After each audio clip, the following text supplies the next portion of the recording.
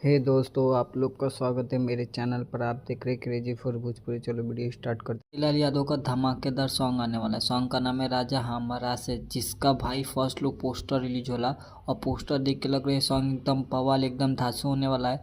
और बहुत जल्द पवन सिंह का आज एक हम भोजपुरी यूट्यूब चैनल से पावर स्टार पवन सिंह का जबरदस्त सॉन्ग का फर्स्ट लुक पोस्टर आज या टीजर रिलीज हो जाएगा, किसी भी वक्त या कल रिलीज हो जाएगा। और ऐसे ही अपडेट पाने के लिए मेरे चैनल को सब्सक्राइब करके रखो। भोजपुरी का हर खबर सबसे पहले मेरे चैनल पता। अब बात करते खेसारी लाल यादव का सॉन्ग राजा हमरा से। ये सॉन्ग को गायले खेसारी लाल यादव और शिल्पी राज, और इसमें एक्ट्रेस नज़र आने वाले आकांक्षा पुरी, और इसको लिखे है कृष्णा बेदर्दी और म्यूजिक डायरेक्टर है आर्या शर्मा। और ये सॉन्ग बहुत ज़बरदस्त एकदम बवाल होने वाला है।